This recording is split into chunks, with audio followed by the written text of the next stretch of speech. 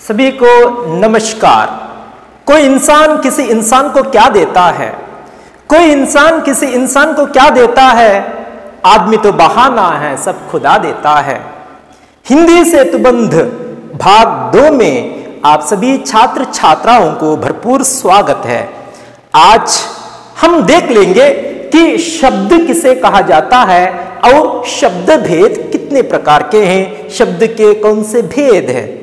लेकिन इसके पहले पिछली क्लास में हिंदी सेतुबंध भाग 1 में हम कुछ श्रुतलेख देख चुके हैं, जिसमें अशुद्ध शब्द दिए गए थे, उन्हें शुद्ध करने के लिए कहा गया था। अभी शुद्ध रूप क्या है उसे एक बार जरूर देख लेंगे कि हिंदी जो कि इस प्रकार लिखा जाता है कि उसी प्रकार गति, मति, इधर, सृष्टि, प्रिय, अर्पण, उत्पत्ति, संतति, नदी, सखी, देहली, दीर्घ, श्रीमती, प्राणी, स्त्री, दुर्दशा, बहुत, साधु, प्रभु, विशेष, संख्या, पूज्य, दूध, दीर्घ, ऋषि, ऋतु, तृण, दर्शन, विद्वान, परीक्षा, हर्ष, चातुर्य अथवा चतुरता, पूजनीय, पूजनीय नहीं है, पूजनीय, सौंदर्य अथवा सुंदरता, सौंदर्य अथवा सुंदरता, कारण और राजनीति की ये ठीक रूप है कि अगर आप सभी ने जो गलत लिखा है तो ठीक करके उसे जरूर लिखिएगा। उसके साथ साथ कुछ वाक्य शुद्ध करने के लिए दे दिए गए थे कि जिसमें कि पहला वाक्य जो है हवा तेज चलता है। वास्तव में हवा स्त्रीलिंग है, इसलिए क्या होना चाहिए? हवा तेज चलती है। उसी प्रकार जो कि दूसरा जो कि वाक्य दिया गया था कि बंदर पेड़ में बैठा है, बंदर पेड़ के अंदर नहीं बैठ सकता, अतः कि बंदर पेड़ पर बैठा है। कि उसी प्रकार जो कि तीसरा वाक्य दे दिया गया था कि श्याम यह काम किया, जो कि ये जो सकर्मक क्रिया के जो भूतकाल में है, सामान्य भूतकाल में है, सकर्मक क्रिया है। सकर्मक क्रिया क्या है, अकर्मक क्रिया क्या है, और एक दिन हम जरूर देख लेंगे। कर्म प्रधान वाक्य को सकर्मक क्रिया कही जाती है, कर्म रहित वाक्य को अकर्मक क्रिया कही जाती है। श्याम यह काम किया कि इसमें जो कि नेक प्रयोग कर देना चाहिए, क्योंकि सकर्म क्रिया भूत कृदंत में यह वाक्य जो प्रयुक्त हो गया है, अतः श्याम ने यह काम किया, यह जो ठीक रूप है। कि उसके साथ साथ चौथा जो है कि शिवाजी की चारों ओर भक्त खड़े थे, कि यह चौथा वाक्य दिया गया था, शिवाजी की चारों ओर भक्त खड़े थे। कि आप सभी जानते होंगे कि और शब्द स्त्रीलिंग है, लेकिन कि यहां और शब्द के पहले चारों शब्द जो संख्या सूचक है, संख्यावाचक है, इसलिए कि जो वहां की के बदले के का प्रयोग होना चाहिए। शिवाजी के चारों ओर भक्त खड़े थे, शिवाजी के चारों ओर भक्त खड़े थे। कि उसके साथ साथ पांचवा वाक्य जो है दिया गया था कि वे एकटक देखता रहा। वे जो कि सर्वनाम बहुवचन है, वह एक वचन है, वे बहुवचन है, वे एकटक देखते रहे। वे बहुवचन है, वे एकटक देखते रहे। इसे और एक तरीके से लिखा जा सकता है, वह एकटक देखता रहा, वह एकटक देखता रहा। और उसके साथ साथ जो कि छठा वाक्य जो दे दिया गया था कि आप यहां जल्दी आओ, तू, तुम और आप का प्रयोग यहां किया गया है कि आप यहां जल्दी आओ गलत रूप है। कि इसका जो ठीक रूप क्या है कि यहां भी दो तरीके से इस वाक्य को ठीक किया जा सकता है। एक जो है, आप अगर जैसे कि तैसे रखा तो आप यहां जल्दी आइए, आप आइए, आप बैठिए, आप उठिए, आप यहां जल्दी आइए। अगर आवो शब्द जैसे कि तैसे रखना चाहते हैं तो पहले जो कि सर्वनाम को जो बदलना चाहिए, वहां तुम का प्रयोग किया जाना चाहिए।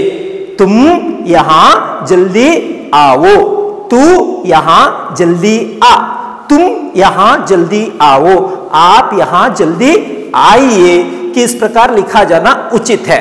कि उसी प्रकार जो है कि 7वां वाक्य दिया गया था कि रहमान ने रोटी खाया, कि जैसे कि इसके पहले मैंने बता दिया था कि सकर्मक क्रिया के जो भूतकाल में ने का प्रयोग होना बहुत आवश्यक है, कि यहां भी जो है वाक्य सामान्य भूतकाल में है, अतः कि जो होना चाहिए किस प्रकार, रहमान ने रोटी खाई।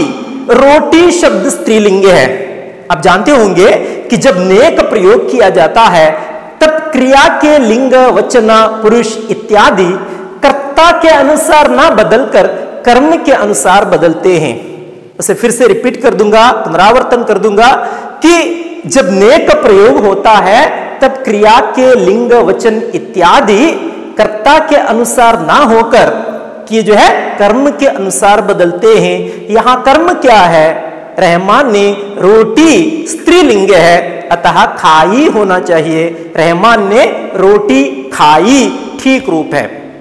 कि उसी प्रकार जो है कि 8वां जो है कि वाक्य है कि मेरे सिर में बाल है। सिर में या सिर के अंदर बाल नहीं होते हैं, मेरे सिर पर बाल है, इस प्रकार जो कि होना चाहिए, ये ठीक रूप है।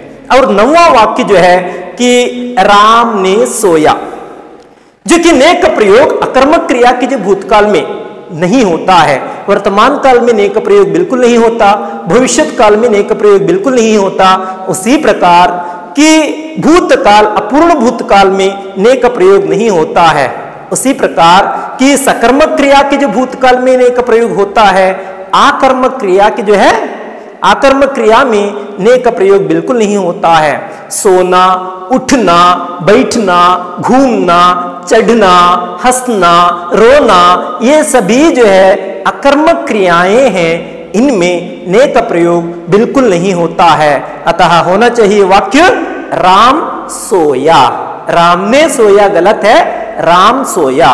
कि उसी प्रकार जो कि 10वां वाक्य जो दिया गया था कि गाय दूध देता है, जो कि यहां कर्ता के अनुसार क्रिया बदलती है, वर्तमान काल है, ने का प्रयोग नहीं हुआ है, गाय कर्ता जो स्त्रीलिंग है, गाय दूध देती है, ये ठीक रूप है, गाय दूध देती है, ये ठीक रूप है। कि अभी जो है कि परसों के जो गृह कार्य जो समाप्त हो गए हैं, आज के भाग को हम देख लेंगे कि शब्द और शब्द भेद। शब्द किसे कहा जाता है, कि संस्कृत में कहा गया है कि शब्दयते इति शब्दः अथवा शब्दयति इति शब्दः, जिससे आवाज होती है उसे शब्द कहा जाता है, जिससे आवाज होती है उसे शब्द कहा जाता है। हिंदी में कि जो है कहा जाता है कि एक या एक से ज्यादा अर्थ देने वाले ध्वनि समूह को शब्द कहा जाता है, अथवा सार्थक ध्वनि समूह को शब्द कहा जाता है। सार्थक ध्वनि समूह को शब्द कहा जाता है। शब्द के कौन कौन से भेद है कि जो यहां दिया गया है कि एक जो है रचना के अनुसार शब्द भेद। रचना के अनुसार शब्द भेदों में मुख्य रूप से 3 प्रकार है। रचना के अनुसार शब्द भेद मुख्य रूप से 3 प्रकार है। एक है रूढ़ शब्द, और दूसरा है यौगिक शब्द, और तीसरा है योग रूढ़ शब्द। रूढ़ शब्द किसे कहा जाता है, जिन शब्दों का विभाजन बिल्कुल नहीं किया जा सकता और विभाजन करने के बावजूद जिसमें कोई अर्थ नहीं निकलता है, उन्हें रूढ़ शब्द कहा जाता है। जिन शब्दों का विभाजन नहीं किया जा सकता, विभाजन करने के बावजूद उसमें से कोई अर्थ नहीं निकलता है, उन्हें रूढ़ शब्द कहा जाता है। कि उदाहरण के लिए कहा जा सकता है कि जो पुस्तक या कलम या मेल, मेला आदि बहुत सारे जो कि शब्दों को दिया जा सकता है, जिनके जो है कि विभाजन बिल्कुल जो असंभव है, अगर विभाजन करने के बावजूद उसमें जो है कोई अर्थ नहीं निकलता है, उन्हें रूढ़ शब्द कहा जाता है। और दूसरा जो है कि यौगिक शब्द, यौगिक का मतलब है मिलन, 2 शब्दों के जो मेल, उसे यौगिक कहा जाता है। 2 शब्दों के मेल से यौगिक शब्द बनते हैं। उदाहरण के लिए देवालय, देव प्लस आलय देवालय बन जाता है, पुस्तक प्लस आलय पुस्तकालय दिल्ली वाला, दूध वाला, ये सभी जो कि यौगिक शब्द है। और तीसरा जो है योगारूढ़ शब्द।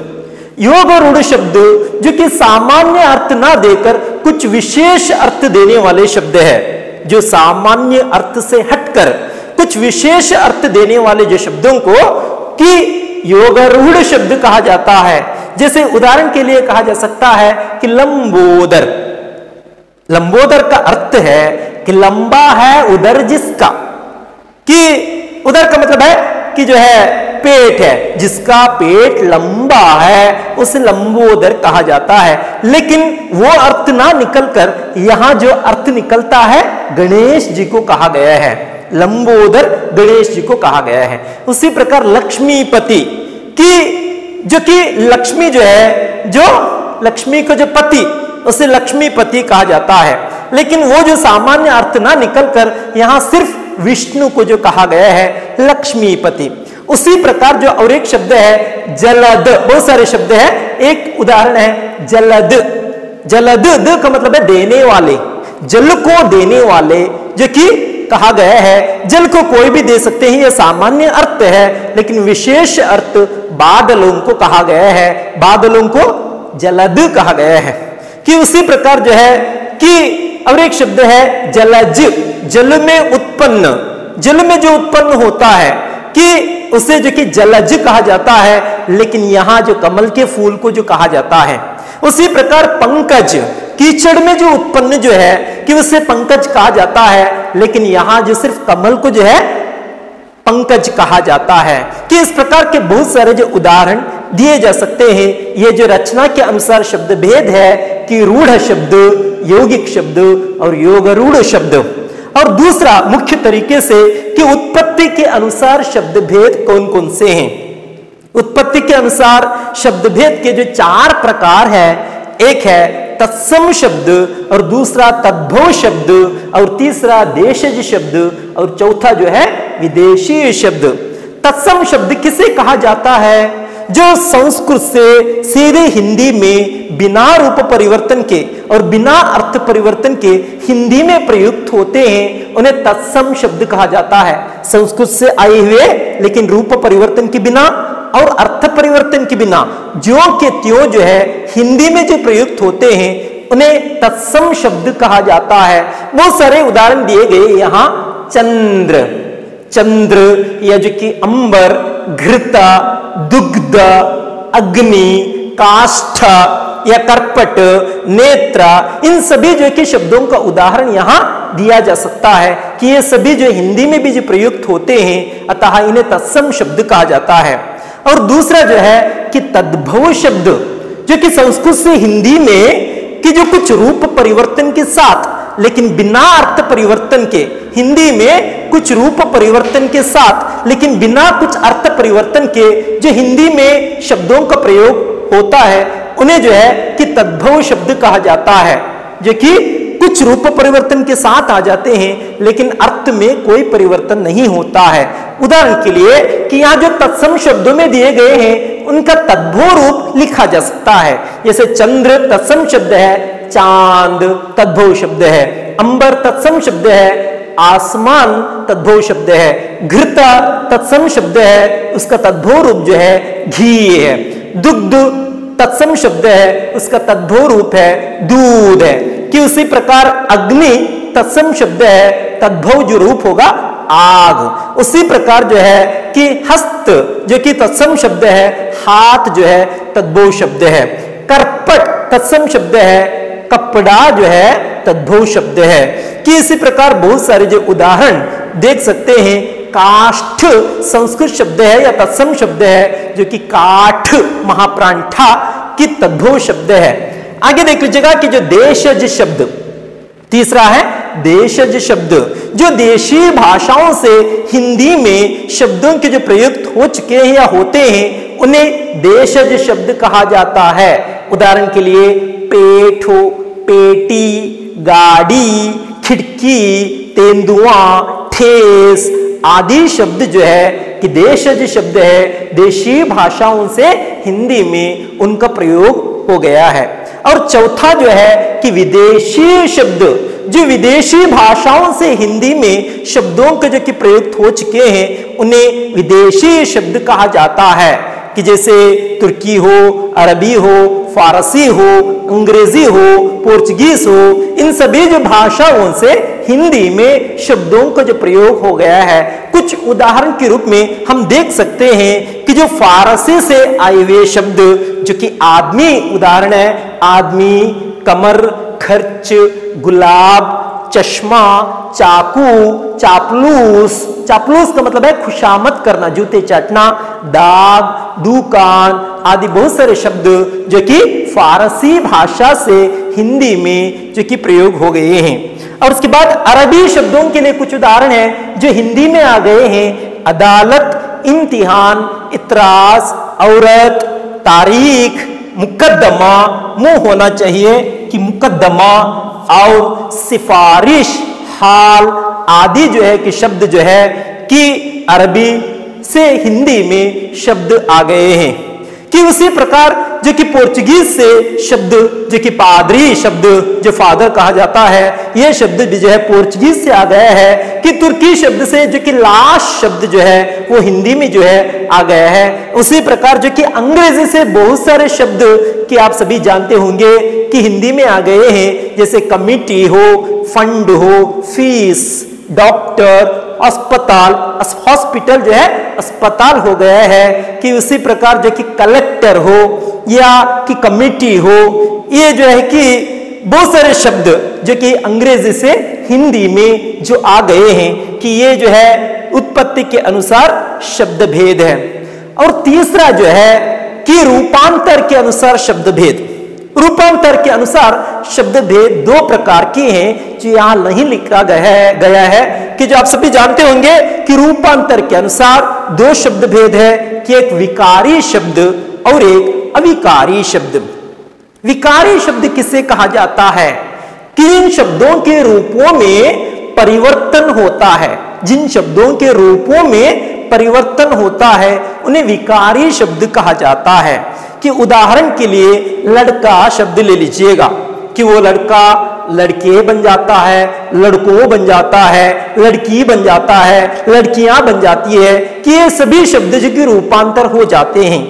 कि उसी प्रकार और एक उदाहरण दिया जा सकता है, जैसे देखना, देखा रूप परिवर्तन हो जाता है, देखा, देखो, देखिए, देखूं, देखकर आदि बहुत सारे जो उदाहरण देख शब्द में जो कि मूल धातु जो है देख शब्द में जो है मिलाया जा सकता है। अतः कि जो ये सभी जो है कि विकारी शब्द है। उसी प्रकार और एक जो है अविकारी शब्द है, जिन शब्दों के रूप में कोई परिवर्तन नहीं होता है, जो के त्यों लिखे जाते हैं, उन्हें अविकारी शब्द कहा जाता है। कि वे शब्द बिल्कुल नहीं बदलते हैं, चाहे कुछ भी हो, कि उन शब्दों में जो कि परिवर्तन नहीं हो जाता है, उनमें परिवर्तन बिल्कुल नहीं होता है, बदलाहट या जो कि बदलाव नहीं होता है, उन्हें अविकारी शब्द कहा जाता है। जैसे इंसान में भी जो बहुत सारे हैं जो बदलते नहीं है, चाहे कोई भी संकट क्यों ना आ जाए, चाहे कितने भी दुख क्यों ना हो जाए,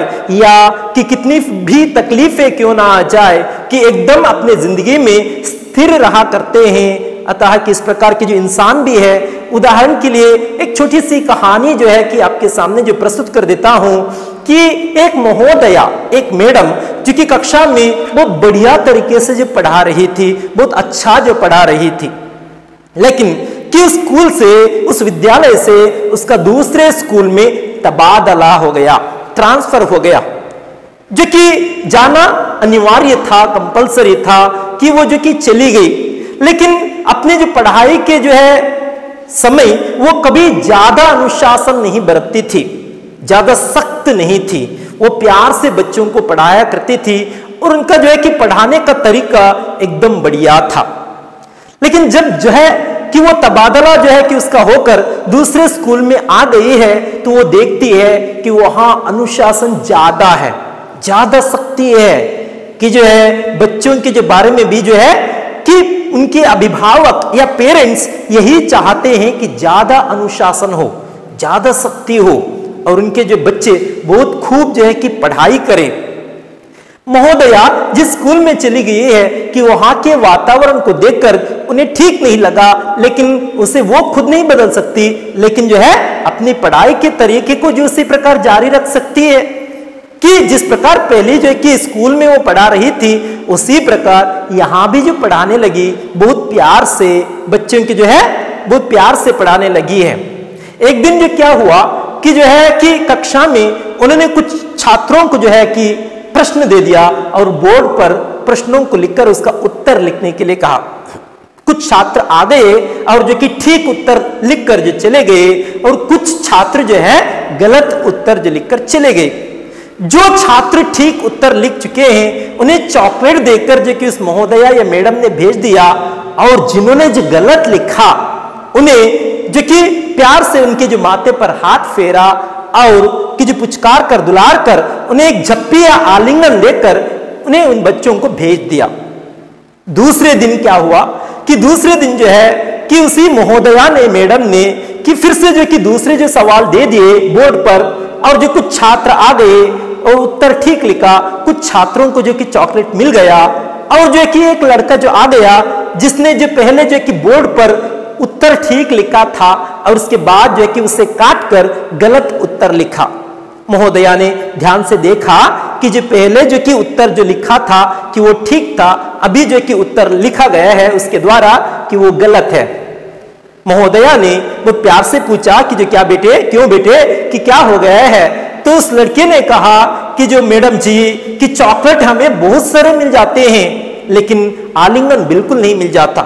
कि ये जो कि मैडम का जो कि प्यार से पढ़ाने का तरीका है कि चॉकलेट तो घर में बहुत सारे मिल जाते हैं लेकिन आलिंगन बिल्कुल नहीं मिल जाता है। बच्चों की मानसिकता को जो दर्शाने वाली ये कहानी एक हो तो मैडम जी के जो कि किस प्रकार जो पढ़ाने का तरीका है, और जो कि बिल्कुल जो मन नहीं बदली, जो कि स्थिर तरीके से जो कि अपनी पढ़ाई को जारी रखा, कि ये जो कि ना बदलने वालों के लिए एक उदाहरण है कि इसी प्रकार अविकारी शब्दों में, उन शब्दों में जो किसी प्रकार रूप का जो परिवर्तन नहीं हो जाता है, उदाहरण के लिए दिया जा सकता है अथवा, बिना, अचानक, लेकिन, परंतु आदि सभी शब्द जो है अविकारी शब्द है, जिनके जो है कि रूप में कोई परिवर्तन नहीं होता है, नाम ही दर्शाता है अविकारी, इसमें कोई विकार नहीं होता है, उन्हें अविकारी शब्द कहा गया है।